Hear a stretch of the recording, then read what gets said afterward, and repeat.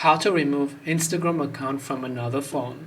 Hey everyone, welcome back to our channel.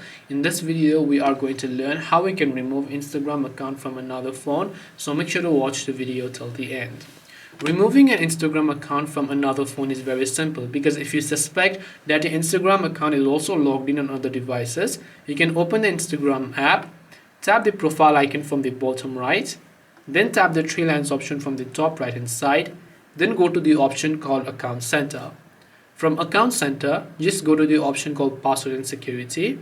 Now, one way that you can remove someone is by simply changing your password.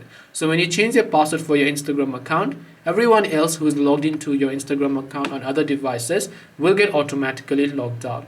But if you want to find them manually, you can also go to the Where You Are Logged In section here and then select your Instagram account.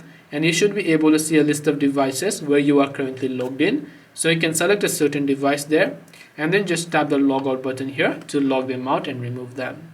This way you can remove Instagram account from another phone. Hope this video was very helpful. If you have got any more questions, feel free to leave them down below. Thank you for watching till the end and see you soon in the next video.